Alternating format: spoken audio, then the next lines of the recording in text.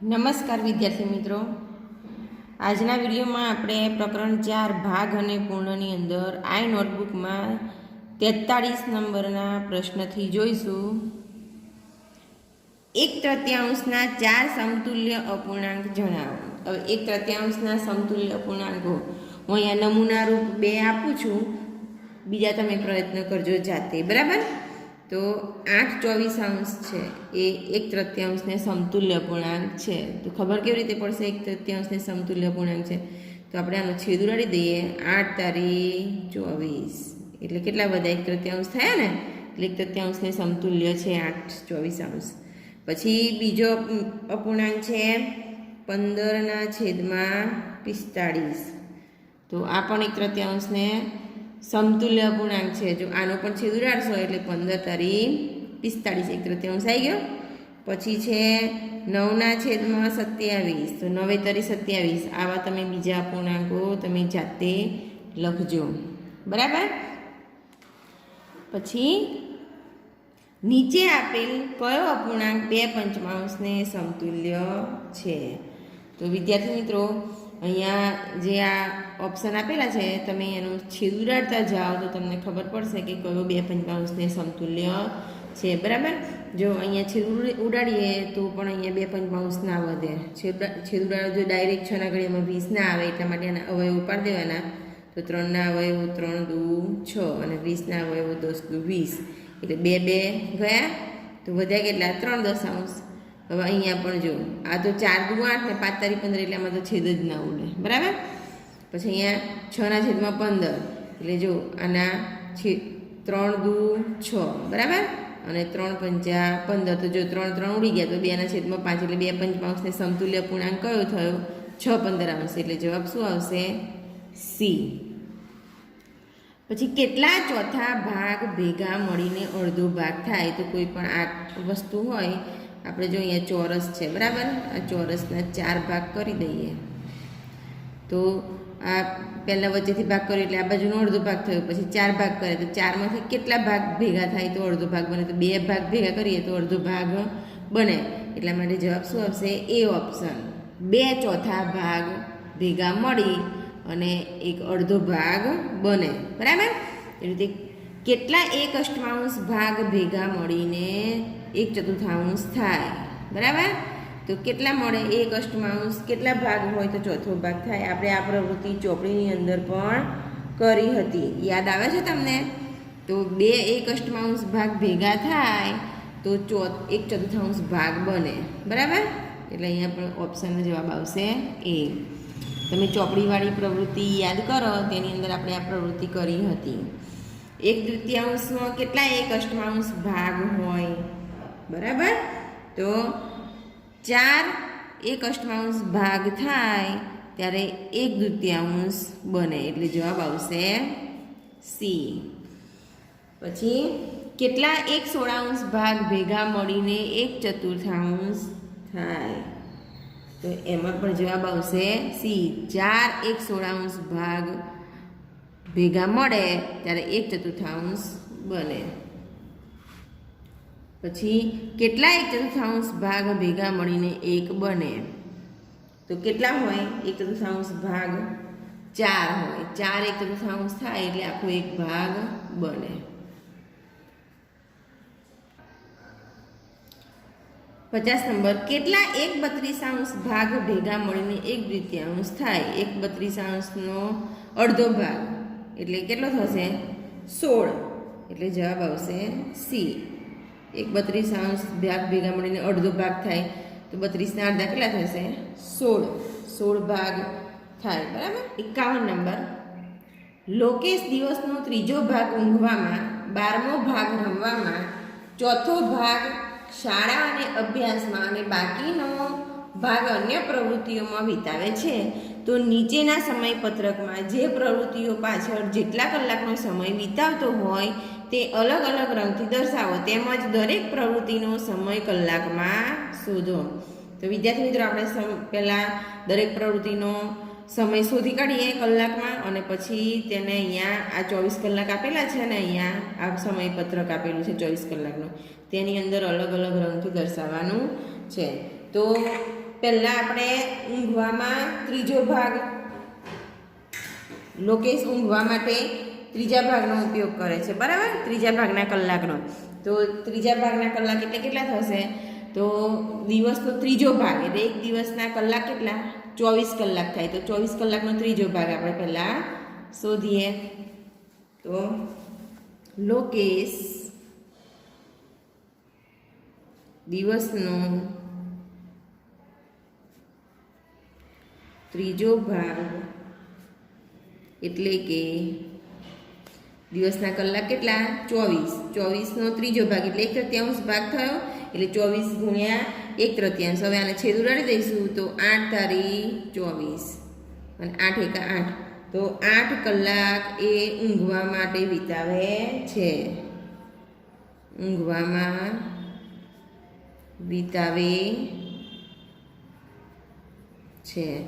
પછી 12મો ભાગ રમવામાં, 12મો ભાગ, બરાબર. તો રમવામાં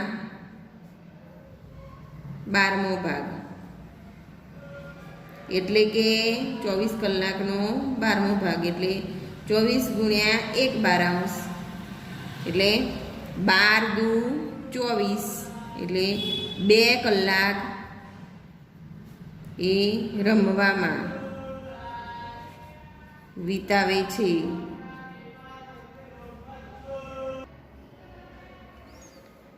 પછી શાળા અને અભ્યાસમાં ચોથો ભાગ, બરાબર. ચોથો ભાગ એટલે કેટલો? 24 કલાકનો ચોથો ભાગ. 24 ગુણ્યા 1/4 એટલે 6 ચોક 24. તો 6 કલાક એ શાળામાં અને અભ્યાસમાં વિતાવે છે, બરાબર. પછી અન્ય પ્રવૃત્તિમાં કેટલા કલાક વિતાવે છે? બાકીનો ભાગ અન્ય પ્રવૃત્તિમાં એટલે બાકીનો ભાગ એટલે કેટલો થશે વિદ્યાર્થી મિત્રો? તો અહીંયા 8 કલાક ઊંઘવાના, 2 કલાક રમવામાં એટલે 8 ને 2 10 અને 6 કલાક શાળા અને અભ્યાસમાં એટલે 16 કલાક તે આ ઊંઘવામાં, રમવામાં અને અભ્યાસ માટે વાપરે છે. તો બાકીના કેટલા કલાક રહ્યા? તો 24માંથી આપણે 16 બાદ કરી દઈશું તો કેટલા કલાક વધશે? 8 કલાક. એટલે બાકીના એટલે કે 8 કલાક અન્ય પ્રવૃત્તિમાં વિતાવે છે, બરાબર. 8 કલાક એ અન્ય પ્રવૃત્તિમાં વિતાવે છે. હવે આ બધા કલાક છે તમારે અહીંયા અલગ અલગ રંગથી દર્શાવવાના છે, તમે જાતે દર્શાવી દેજો. 8 કલાક માટે ઊંઘવા માટે અલગ કલર વાપરજો, રમવા માટેના 2 કલાક માટે અલગ કલર વાપરજો, પછી અભ્યાસ માટે 6 કલાક એના માટે અલગ કલર વાપરજો અને અન્ય પ્રવૃત્તિ માટે 8 કલાક એના માટે અલગ કલર વાપરજો, બરાબર. જો એક વ્યક્તિ દરરોજે સમગ્ર દિવસનો 1/12 ભાગનો સમય પુસ્તક વાંચતો હોય તો તેણે 24 વર્ષમાં કેટલા વર્ષ પુસ્તક વાંચન પાછળ કાઢ્યા હોય? બરાબર. હવે એક વ્યક્તિ દરરોજ દિવસનો 1/12 ભાગ, તો પહેલાં આપણે દિવસનો 1/12 ભાગ એટલે કેટલા કલાક વાંચે દિવસના તે શોધવું પડશે. હવે એક દિવસના કલાક શોધાઈ જાય તો આપણે પછી 1 વર્ષની અંદર કેટલા કલાક થાય અને 1 વર્ષના શોધાઈ જાય પછી 24 વર્ષની અંદર કેટલા કલાક થાય એ શોધવાનું, બરાબર. અને એ કલાક પછી આપણે વર્ષમાં ફેરવી દઈશું. તો પહેલાં આપણે એક દિવસના કેટલા કલાક વાંચે તે શોધીએ, બરાબર. તો રોજના વાંચનના કલાક,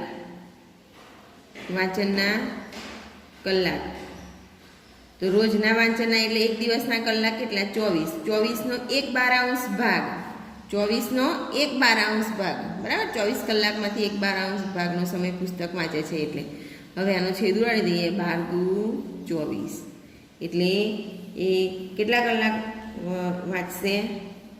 2 કલાક. રોજના 2 કલાક વાંચે. હવે એક દિવસના 2 કલાક વાંચે તો 1 વર્ષમાં કેટલા કલાક વાંચશે? તો 1 વર્ષના દિવસ કેટલા વિદ્યાર્થી મિત્રો? 365 દિવસ થાય, બરાબર. તો આપણે 365 ગુણ્યા 2 કરીશું. એક વર્ષના દિવસો કેટલા? 365. તો એક વર્ષમાં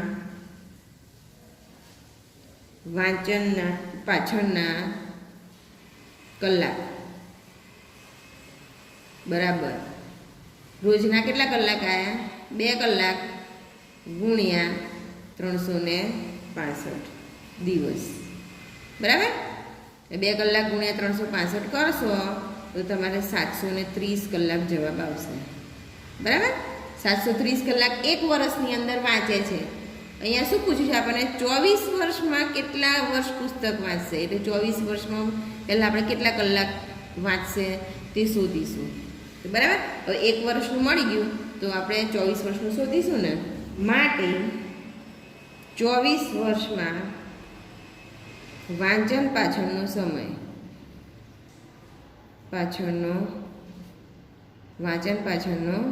સમય બરાબર આપણે એક વર્ષના કેટલા કલાક આવ્યા? 730 કલાક બરાબર ગુણ્યા વર્ષ કેટલા? 24. તો 730 કલાક ગુણ્યા 24 કરો તો જવાબ આવશે 17,520 કલાક થયા. 24 વર્ષની અંદર તે કેટલા કલાક વાંચશે? 17,520 કલાક વાંચશે. હવે આપણને અહીંયા શું પૂછ્યું છે? કે 24 વર્ષમાં કેટલા વર્ષ? હવે આપણે આ કલાક છે એને આપણે વર્ષમાં ફેરવાના છે. તો એક વર્ષના કલાક કેટલા થશે વિદ્યાર્થી મિત્રો? એક વર્ષના કલાક. તો એક વર્ષના કલાક શોધવા માટે શું કરીશું આપણે? એક દિવસના કલાક કેટલા? 24 કલાક બરાબર. તો 24 કલાક ગુણ્યા 365 કરીશું બરાબર. 365 દિવસ હોય ને એક વર્ષના, એટલા માટે એક દિવસના કલાક 24 અને એક વર્ષના દિવસો 365 એટલે 24 કલાક ગુણ્યા 365. હવે 24 કલાક ગુણ્યા 365 કરીશું તો તેનો જવાબ આવશે 8,760 કલાક.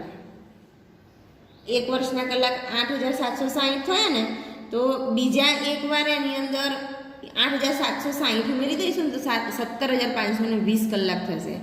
આ એક વર્ષના કલાક થયા બરાબર. 8,720 છે એ એક વર્ષના કલાક વત્તા બીજા 8,760 એ બીજા વર્ષના, એટલે 2 વર્ષના થયા. હવે આનો સરવાળો કરીએ તો 0 નું 0, 6 6 12, વધી 1 7 ને 7 14 ને 15, વધી 1 8 ને 8 16 ને 17, 17,520 કલાક કેટલા વર્ષના થયા? 2 વર્ષના. તો જો કોઈ વ્યક્તિ દરરોજ દિવસનો 1/12 ભાગ એટલે કે દિવસના 2 કલાક જો વાંચે તો એક વર્ષની અંદર તે 730 કલાક વાંચે. 24 વર્ષની અંદર 17,520 કલાક વાંચે. અને જો આ 17,520 કલાક એ કેટલા વર્ષ થશે? તો 17,520 કલાક એ 2 વર્ષના થશે બરાબર. એક વર્ષના કલાક કેટલા થાય? 8,760. તો 2 વર્ષના કલાક કેટલા થાય? 17,520. તો કોઈ પણ વ્યક્તિ હોય એ દરરોજ 2 કલાક વાંચે તો 24 વર્ષની અંદર એ 2 વર્ષ પુસ્તક વાંચન પાછળ કાઢ્યા ગણાય. 53 નંબર ઉકેલો બરાબર. હવે અહીંયા જો આ દાખલા આપણે ગણવાના છે. 7/15 વત્તા 6/15. અહીંયા જો બંનેના છેદ કેવા છે? સરખા છે. અને શું કરવાનું છે? સરવાળો કરવાનો છે. જો બંનેના છેદ સરખા હોય તો અંશનું શું કરવાનું? સરવાળો કરી દેવાનું બરાબર. તો અહીંયા આપણે લખીએ 7/15 વત્તા 6/15. બંનેના છેદ સરખા છે એટલે આપણે અંશમાં 7 વત્તા 6 છેદમાં 15. 7 ને 6 કેટલા થશે? 13. 13ના છેદમાં 15 બરાબર. એ રીતે બીજા નંબરનો દાખલો 15ના છેદમાં 30 વત્તા 6ના છેદમાં 30. છેદ બંનેના સરખા છે એટલે 15 વત્તા 6.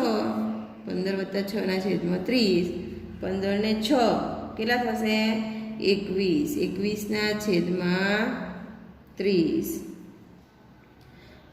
હવે આનો છે ને વિદ્યાર્થી મિત્રો છેદ ઉડે તો ઉડાડી દેવાનો બરાબર. અહીંયા જો છેદ ઉડી જશે 7 તારી 21 અને 10 તારી 30 એટલે જો અહીંયા 3 3 ઉડી જાય એટલે કેટલો જવાબ વધે 7/10 7 વધે અને 10 વધે એટલે 7/10 વધશે પછી છે 5/7 ઓછા 3/7 એના જેવું છે વિદ્યાર્થી મિત્રો ત્યાં સરવાળો કરતા હતા અંશમાં તો અહીંયા અંશની રકમને શું કરવાની બાદબાકી છેદ બંનેનો કેવો છે સરખું છે એટલે અહીંયા 5 ઓછા 3/7 5માંથી 3 જાય તો 2 2/7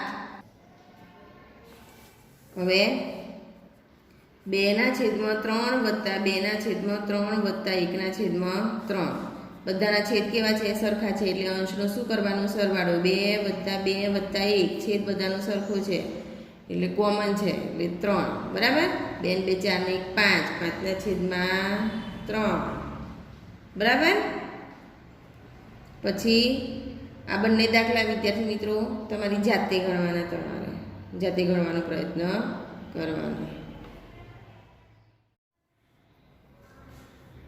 54 નંબર રાહુલના ઘરથી બગીચો 1.1 કિલોમીટર એટલે કે 1.5 કિલોમીટર અને ત્યાંથી પ્રાણી સંગ્રહાલય 2.1 કિલોમીટર એટલે કે 2.5 કિલોમીટર દૂર છે જો રાહુલને પોતાના ઘરેથી પ્રાણી સંગ્રહાલય જઈને પાછું પોતાના ઘરે આવવું હોય તો કેટલું અંતર ચાલવું પડે વિદ્યાર્થી મિત્રો રાહુલના ઘરથી બગીચો 1.5 કિલોમીટર છે અને બગીચાથી પ્રાણી સંગ્રહાલય 2.5 કિલોમીટર છે એટલે પહેલાં આપણે બગીચાથી પ્રાણી સંગ્રહાલય સુધીનું અને વત્તા રાહુલના ઘરથી બગીચાનું અંતર કેટલું થાય તે આપણે શોધવું પડશે એટલે રાહુલના ઘરથી પ્રાણી સંગ્રહાલય સુધીનું અંતર કેટલું થાય આપણે શોધીશું બરાબર તો રાહુલના ઘરથી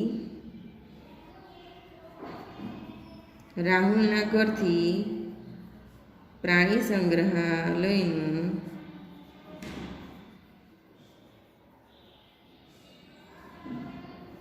અંતર બરાબર તો રાહુલના ઘરથી બગીચાનું અંતર કેટલું છે 1.5 કિલોમીટર વત્તા બગીચાથી પ્રાણી સંગ્રહાલયનું અંતર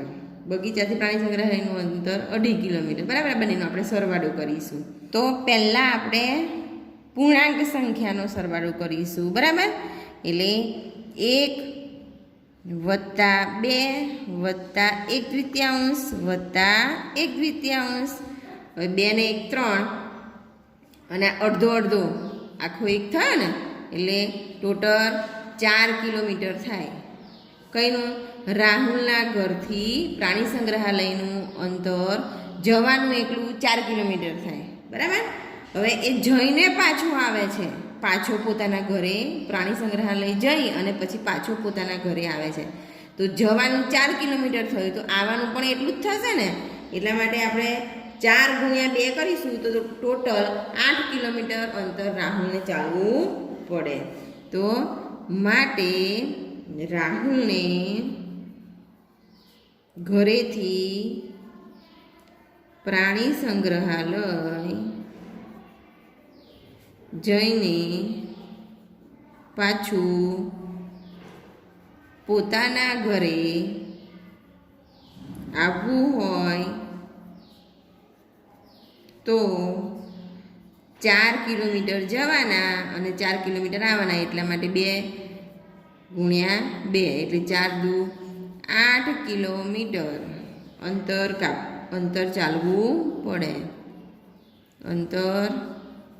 ચાલવું પડે બરાબર અંબાજીથી સુરત જતી એક બસ સવારે 6 વાગે અમદાવાદથી સુરત જવા ઉપડતી હોય છે બરાબર અહીંયા ભૂલ છે અહીંયા આવશે અમદાવાદ આવશે બરાબર વિદ્યાર્થી મિત્રો એટલે અમદાવાદથી સુરત જતી એક બસ સવારે 6 વાગે અમદાવાદથી સુરત જવા ઉપડતી હોય છે અને જો બસ કલાક મોડી હોય અને બરોડા પહોંચવા બસ 2 કલાક લેતી હોય અને અમદાવાદથી 1.5 કલાકે આણંદ પહોંચાતું હોય તો બસ મોડી પડવાના આ પ્રસંગને આધારે નીચેના પ્રશ્નોના જવાબ આપો તો તો વિદ્યાર્થી મિત્રો, અમદાવાદથી બસ ઉપડવાનો મૂળભૂત સમય કયો? તો મૂળ સમય કયો છે? સવારના 6 વાગ્યાનો છે, બરાબર. તો 6 વાગ્યાનો સમય, 6 વાગ્યાનો સમય, 6 વાગે સવારે ઉપડવાનો સમય હતો અમદાવાદથી સુરતનો. હવે આણંદ પહોંચતા લાગતા કલાક, તો અહીંયા લખેલું છે આણંદ પહોંચતા અમદાવાદથી 1.5 કલાકે આણંદ પહોંચાય, બરાબર. તો કેટલા કલાક લાગે? 1.5 કલાક, એટલે 1/2 કલાક. અમદાવાદથી આણંદ પહોંચતા કેટલો સમય લાગે? 1.5 કલાક લાગે.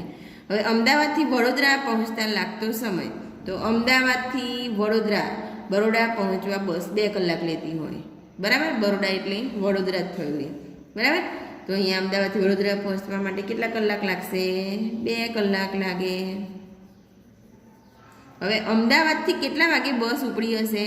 હવે બસ ઉપડવાનો મૂળ સમય કેટલો હતો? 6 વાગ્યાનો, પણ બસ 1 કલાક મોડી પડી, એટલે 1 કલાક એટલે 1 કલાક આગળ જાઓ એટલે 6 થી 7, એટલે બસ કેટલા વાગે ઉપડી હશે અમદાવાદથી? 7 વાગે, બરાબર. પછી આણંદ કેટલા વાગે બસ પહોંચશે? હવે આણંદ પહોંચતા અમદાવાદથી 1.5 કલાક લાગે ને, અહીંયા છે જુઓ 1.5 કલાક લાગે, બરાબર. તો 7 વાગે ઉપડે તો 1.5 કલાક, એટલે 7 પછી 1.5 કલાક ગણી કાઢો. 7 થી 8 1 કલાક, અને 8 થી 8:30 1.5 કલાક, એટલે કેટલા વાગે પહોંચે? 8:30 વાગે. પછી વડોદરા કેટલા વાગે બસ પહોંચશે? તો વડોદરા જવા માટે કેટલા કલાક લાગે? 2 કલાક. બસ કેટલા વાગે ઉપડે છે? 7 વાગે ઉપડે છે, બરાબર. તો 7 થી 8 1 કલાક, ને 8 થી 9 2 કલાક, એટલે 9 વાગે વડોદરા પહોંચશે. તો વિદ્યાર્થી મિત્રો, આજના વિડીયોની અંદર આપણે પ્રકરણ 4 આઈ નોટબુકમાં પૂર્ણ કરીએ છીએ, અને નવા વિડીયોમાં આપણે નવું ચેપ્ટર જોઈશું.